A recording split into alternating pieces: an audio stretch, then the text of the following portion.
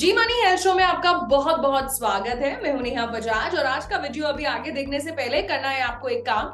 जी money health show के YouTube page को like share subscribe करना ना भूलें, जो इधर बेल आइकन। और आज के वीडियो में हमारे साथ जुड़ रहा है एक जाना माना नाम, जिनका नाम है डॉक्टर मानसी आर्या, जो कि एक काउंसलिंग साइकोलॉजिस्ट है और होम्योपैथिक फिजिशियन है। पिछले 17 सालों की एक्सपर्टीज आज हमारे शो में हमारे साथ वो शेयर करने वाली हैं। और डायरेक्टर हैं शिवालय वेलनेस सेंटर, जो कि शिवालिक मालवीय नगर नई दिल्ली में है, और विनर रह चुकी हैं बेस्ट साइकोलॉजिस्ट ऑफ इंडिया की भी। सो आइए जानते हैं कि हमारे मन में जुड़े जो रहस्य हैं वो किस तरीके से हमारी डेली रूटीन को इम्पैक्ट करते हैं। क्या है ये साइकोलॉजी, ये subconscious. So doctor Mansi, ji money health show में आपका बहुत बहुत स्वागत है।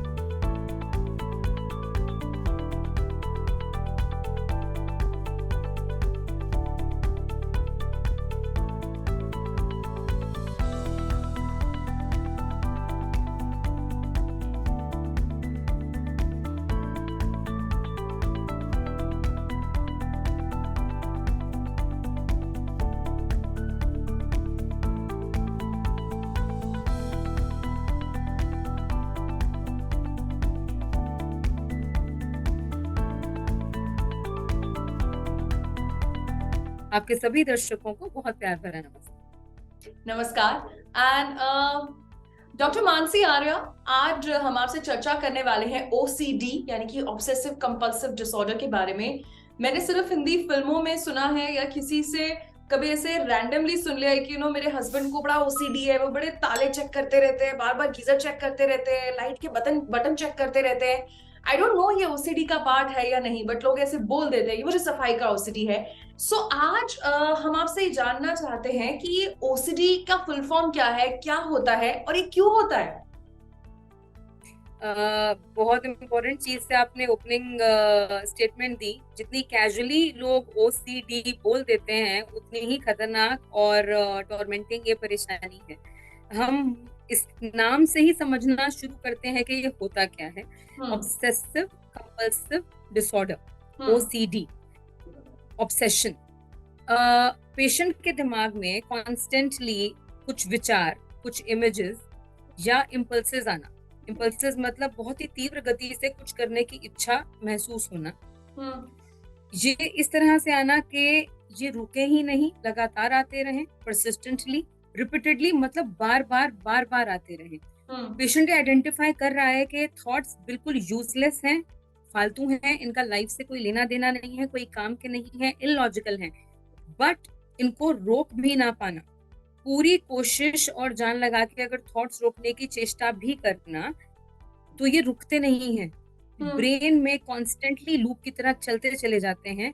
सिंस पेशेंट्स लगातार कोशिश कर रहे हैं इन्हें रोक पाए और रोक नहीं पाते हैं, उसकी वजह से बहुत ही एक्सट्रीम डिस्ट्रेस और एंजाइटी महसूस करते हैं। इसे कहते हैं ऑब्सेशन, द फर्स्ट पार्ट। अब आते हैं कंपल्शंस पे। जब ये थॉट्स आ रहे हैं, थॉट्स किसी भी तरह के हो सकते हैं और जनरली इनका जो नेचर है ये एंजाइटी इंड्यूसिंग थॉट्स होते हैं।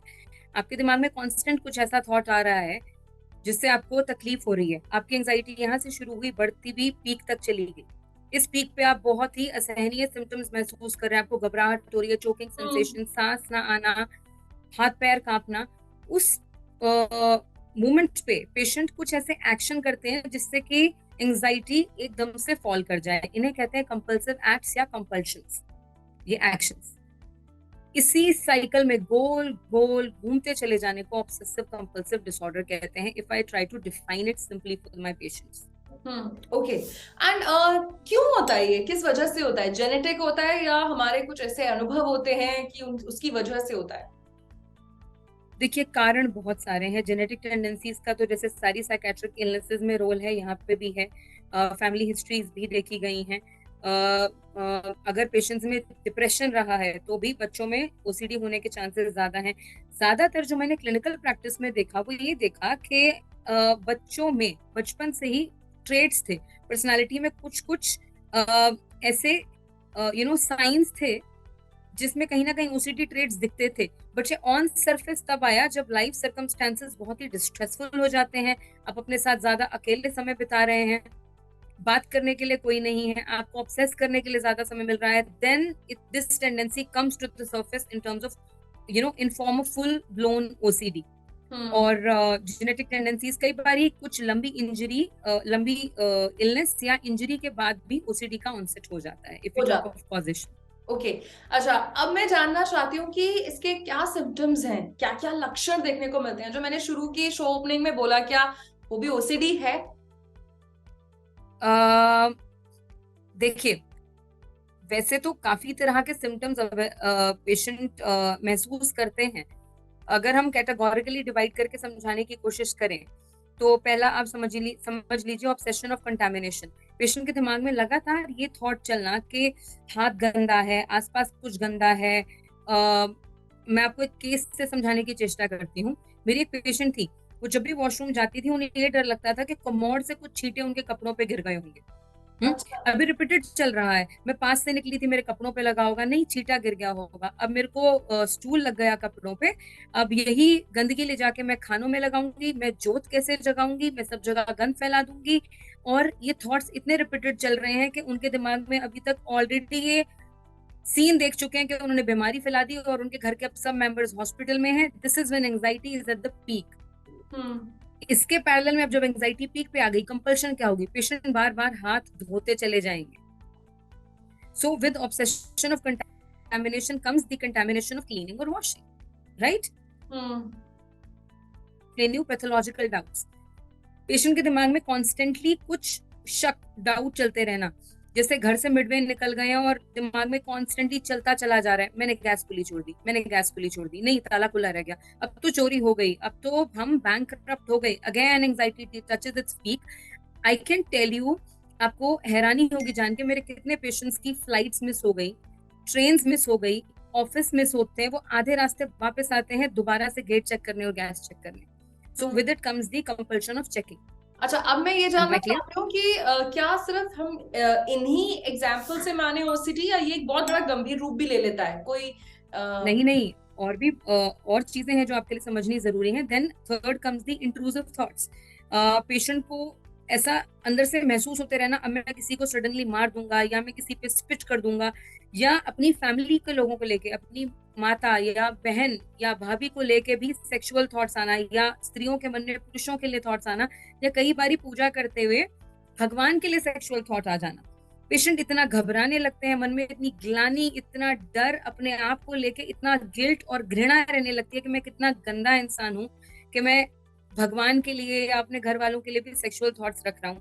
एंड ये इतनी शर्मिंदगी वाली चीज है कि बात तक नहीं करते, अंदर ही अंदर घुटते रहते हैं पेशेंट। एंड इस स्थिति में क्या होता है, पेशेंट का ब्रेन काउंटर थॉट प्रोड्यूस करता है। जैसे एक पेशेंट आई मेरी, उनके दिमाग में जब भी ऐसे कोई थॉट्स आया करते थे, वो अपने आसपास वाले लोगों को बोलती थी, जोर से बोलो जय माता दी, या ओम चैंटिंग करना, या हनुमान चालीसा पढ़ते रहना, जिससे एक तरह से कह लीजिए हमने पाप का निवारण कर लिया। तो counter thoughts. Then another important thing, एक जो चौथी स्थिति है वो ये है कि पेशेंट के अंदर एक extreme watchfulness, extreme state of observation आ जाती है अपने खुद के बॉडीली फंक्शंस या पार्ट्स को लेके। मैं आपको एक पेशेंट का एग्जांपल बताती हूँ। उसको 12वीं कक्षा से दिमाग में एक परसिस्टेंट फीलिंग ऑफ हेड रहा करती थी। She used to keep feeling her head, अब मेरा सिर बड़ा हो गया है, मुझे सिर में कुछ भारी फील हो रहा है। बच्ची पढ़ नहीं पाई, उसके करियर के कितने साल खराब हो गए, because she was sitting in front of a books, पर उसका पूरा ध्यान अपनी सिर की सेंसेशंस में रहता था।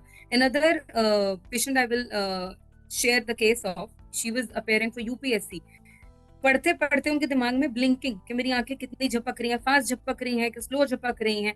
कोविड के टाइम पे मैक्सिमम लोगों को जो हमने ओसीडी अफ्लिक्टेड केसेस देखे, they were constantly checking their SpO2। वो अपनी सांस की गति देखते रहते थे। समझ गई मैं। मैक्सिमम लोगों ने हमें कंप्लेंट किया, सोते हुए मुझे लगता है मेरी सांस उखड़ जाएगी, मुझे नींद आनी बंद हो गई, मैं अपनी सांस को चेक करती रहती हूँ। यानी कि ये तो काफी गंभीर रूप ले सकता है डॉक्टर मानसी। और अब हम आगे बढ़ के ये पूछना चाहते हैं कि ये किस वजह से होता है, what are the causes?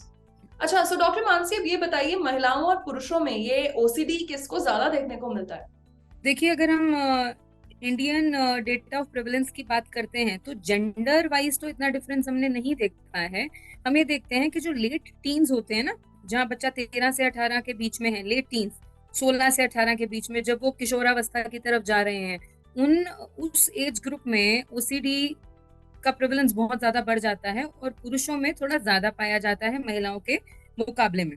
But जो एक इम्पॉर्टेंट चीज मैंने क्लिनिकली देखी है, किस तरह के लोगों में ज्यादा पाया जाता है, people who are more perfectionist in nature, हर चीज को बहुत अच्छे से करना, कहीं कोई कमी नहीं रह जानी चाहिए, या you know they are very particular about how they do their work और how they keep their things, very meticulous people, या फिर जो बहुत गिल्ट कंसेंशियस हैं कि मुझसे कभी गलत तो होना ही नहीं चाहिए।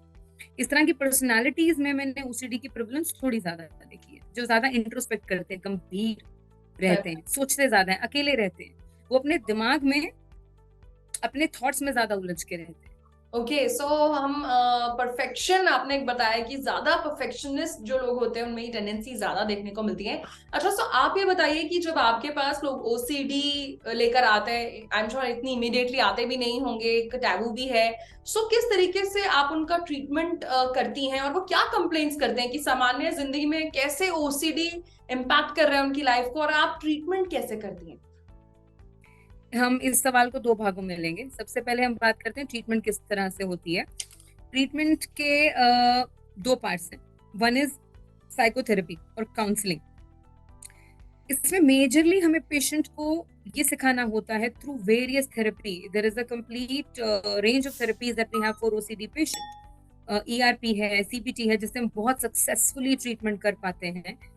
एक और चीज जो है इंपॉर्टेंट है मद्देनजर रखने के, पूरा क्योर का पॉसिबल है। पेशेंट जितनी जल्दी हेल्प के लिए हमें अप्रोच कर लेते हैं, जितने ज्यादा सिम्टम्स कम है, जितना ज्यादा केस एडवांस नहीं हुआ है इन terms of duration and intensity of symptoms, उतना ज्यादा रेट अच्छा है 100% क्योर का। So one is the therapy part of it. Therapy का जो मूल है, जो क्रक्स है, वो ये है कि पेशेंट को दृष्टा कैसे बनाना है, दोबारा उस स्थिति में कैसे लेके जाता है जैसे हमें मालिक ने भेजा था। कि थॉट्स बस आ रहे हैं और थॉट्स बस जा रहे हैं, लेट द थॉट्स जस्ट पास। आप उनमें उलझे नहीं, फंसे नहीं, एक ओवर थिंकिंग के लूप में स्टक अप ना हो, राइट? सो थेरेपी का मेजर रोल यही रहता है कि ब्रेन की बिगड़ी हुई इस एबिलिटी को दोबारा से बैलेंस में लाना। First, then second is the pharmacotherapy, medicines, जहां पे सिम्टम्स बहुत इंटेंस होते हैं, इतने इंटेंस होते हैं कि पेशेंट का जीना दूभर हो चुका है, वहां पे दवाइयों का सहारा लेना ही पड़ेगा और उसमें कोई हर्ज नहीं। अच्छा, सो और कोई क्या, मतलब मैं जैसे बोलूं कि जब पेशेंट्स आते हैं तो किस तरीके से सामान्य जिंदगी पर ओसीडी का प्रभाव पड़ता है उनके? ये बहुत ही खूबसूरत सवाल है। देखिए, सबसे पहली चीज जो समझने की है वो ये है कि जिसने महसूस नहीं किया उसके लिए बहुत डिफिकल्ट है समझना what OCD patient goes through. It's not just के मन में जैसे गाना बज रहा है और कुछ बड़ा आनंद आ रहा है, नहीं, it's a very very very distressful state to be in. Thoughts इतने टॉर्मेंटिंग होते हैं, इतने टॉर्मेंटिंग होते हैं, आपको हर वक्त एंजाइटी और पैनिक की फीलिंग महसूस होती है। फर्स्ट डिस्टर्बेंस जो कि आम जिंदगी जीने में हर्डल पैदा करती है वो ये है कि आप अपनी फंक्शनैलिटी ही लूज कर जाते हैं। आप थॉट्स में इस कदर उलझते हैं कि आपकी डिसीजन मेकिंग कैपेसिटी इफेक्ट होती है। मेरे ओसीडी पेशेंट्स एक मेल भी लिखने बैठते हैं ऑफिस में, शब्दों के चयन में कि ये शब्द डालूं कि वो शब्द डालूं, इसको ऐसे लिखूं कि वैसे लिखूं। एक मेल लिखना, Neha ji, it can take hours and hours. It is such an impedance in your routine, in your regular day to day work. आपका काम बहुत हद तक अफेक्ट होता है और आप अपनी लाइफ में, करियर में जिन ऊंचाइयों पे पहुंच सकते थे, आपका growth, everything does gets affected because आपकी फंक्शनल एबिलिटी नीचे चली गई है। ओके, सो आपने एक बड़े अच्छे एग्जाम्पल से हमें समझाया। ये बताइए कि अधिकतर किसी को बुखार होता है तो वो बुखार की दवा ले लेता है, पेट खराब होता है तो उसकी दवा ले लेता है, चक्कर आते हैं तो भी दवा ले लेता है, लेकिन ऐसी चीजों में ट्रीटमेंट में कई सारी रुकावटें, परेशानियां आती होंगी। क्या आप कोई हर्डल भी महसूस करती हैं ट्रीटमेंट में? सबसे बड़ा तो है अवेयरनेस। पेशेंट्स सालों साल, एंड व्हेन आई से सालों साल, लिटरली मैंने केसेस ट्रीट किए हैं जहाँ पे 12 साल से कोई एक लिमिटेड क्वालिटी ऑफ लाइफ में सफर कर रहा है बट डॉक्टर के पास नहीं गए। क्यों? क्योंकि उनको ये लगता है ये तो मेरे थॉट्स हैं और चल रहे हैं तो मुझे ही देखना है, मुझे ही डील करना है, और ये कोई बीमारी थोड़ी है, इसके लिए क्या है, and they keep dealing with it. They would not even go to the doctor seeking some help. So lack of awareness. अब अगर अवेयरनेस भी है, कहीं अगर गूगल किया और रिलेट करके समझ भी लिया कि मुझे ओसीडी है, second step is acceptance. Patient लड़ते रहते हैं खुद से, ये सोचते हुए ये क्या है, मेरे थॉट्स हैं, मैं इतना कमजोर नहीं हूं कि मुझे किसी और की जरूरत पड़े, मैं अपना इलाज खुद करूंगा, मैं थॉट्स को खुद कंट्रोल करूंगा। But let me tell you one thing, आज तक इतने सालों में मैंने एक ऐसा केस नहीं देखा ओसीडी का जो कि खुद से खुद को हील कर पाए, because it needs therapy. You need to be trained how to deal with those loop of thoughts and not get stuck in them. So one is awareness, second is acceptance, third is social acceptance. Patients को उनकी family सिर्फ ये कह के नकार देती है, क्या बेकार बातें कर रहे हो, तुम गूगल बहुत करते हो, यू जस्ट ओवर थिंकिंग, ज्यादा सोचना बंद करो। ये बहुत बड़े हर्डल्स हैं ट्रीटमेंट में। आपने बड़े अच्छे से हमें बताया। और एक और चीज जो आज के इंटरव्यू में निकल कर आई है वो ये कि अगर कोई भी ऐसी चीज का आप सामना कर रहे हैं, सो अकेले सफोकेट होने का कोई पॉइंट नहीं है। It's very important to seek help. जब हमें बुखार होता है, हम डॉक्टर को जरूर दिखाते हैं कि 3 दिन से ऊपर हो गए हैं, it's time to take help. पेट खराब है, 4 बार मैंने वॉशरूम यूज कर लिया, it's time to take help. मुझे चक्कर जैसा फील हो रहा है, it's time to take help. So why not, अगर आप कुछ ऐसे ही विचारों में उलझे हुए हैं जिससे आपकी दिनचर्या पर प्रभाव पड़ रहा है, why not seek a professional help. And doctor Mansi, on that यहाँ मैं एक चीज ऐड करूंगी, क्यों, जब कोई फिजिकल लेवल पे सफर कर रहा होता है ना, वो साक्षात दिख रहा होता है। अगर चोट लग गई है तो दिख रही होती है। People give due respect and acknowledgement to that कि तकलीफ है, इसका इलाज कराइए। मानसिक कष्ट अंदर ही अंदर इंसान झेलता चला जाता है, लोग उसे नकारते चले जाते हैं। एक और प्रॉब्लम, पेशेंट्स जब बार बार हाथ धोते हैं, कोई रिपीटेटिव एक्शंस करते हैं, अजीब अजीब बातें करते हैं, वो मजाक का पात्र भी बनते हैं। यही शर्म को जन्म देता है, जिस वजह से वो बेचारे एक्सप्रेस करना भी चाहे, बोलना भी चाहे, तो लोग जिस तरह से हंसी में टालते हैं, बोल नहीं पाते हैं। Another reason why it is so difficult to treat, OCD इतना difficult to treat क्यों है, उसका कारण ये है, मैं बड़े प्यार से अपने पेशेंट्स को समझाती हूँ। देखो, ये जहाँ जाता है ना, ये अपने भाई बहन साथ लेके जाता है, अकेला नहीं जाता है। मैंने इस मरीज को बहुत कमजोर कर दिया, अब तुम भी आ जाओ और तुम भी आ जाओ करके एक ओसीडी और एक डिप्रेशन अपने दोनों भाई बहन को बुला लेता है। So when a patient is suffering with OCD, accompaniment में anxiety and depression बहुत commonly देखे जाते हैं, अच्छा, which makes it very extreme suffering for the patient to deal with every single day. Okay, so कहीं ना कहीं आज के इंटरव्यू में हमने काफी सारी नई चीजें, बातें सीखी, समझी। एंड वो भी चीजें समझी कि जिन चीजों को तुम्हें तो बहुत वहम है सफाई का, तुम तो वहम कर रहे हो, ये दरअसल वहम नहीं है। आपको एक प्रोफेशनल हेल्प की जरूरत है। On that note, doctor Mansi, ji money health show की पूरी टीम की तरफ से हम आपको थैंक यू कहना चाहते हैं। आपने अपने बिजी स्केड्यूल से कीमती वक्त निकाला और जी मनी हेल्थ शो में आप हमारे साथ जुड़ी। Thank you, thanks a lot. It was a pleasure being with all of you. तो ये थी डॉक्टर मानसी, जिन्होंने आज हमें ओसीडी के बारे में बताया। आई होप आपको आज का वीडियो बहुत पसंद आया होगा। अपना फीडबैक जरूर शेयर करिएगा। और हाँ, अगर आपको खुद को या फिर आपके आसपास आपको ऐसा लगता है कि किसी को ओसीडी है, इसमें शर्माने की कोई बात नहीं है। मजाक तो बिल्कुल नहीं उड़ाना है, करना है काम, प्रोफेशनल हेल्प सीख करनी है, मदद लेनी है, और मदद लेने में बुराई कैसी। एंड इसी के साथ मैं नेहा बजाज अब आपसे लेती हूँ इजाजत। मिलेंगे जी मनी हेल्थ शो के एक नए वीडियो में एक नए सुपर स्पेशलिस्ट, नए मेडिकल एक्सपर्ट के साथ। तब तक के लिए सेहत का ख्याल रखिए, स्वस्थ रहिए, मस्त रहिए और देखते रहिए जी मनी हेल्थ शो। अच्छी सेहत हमारा बात।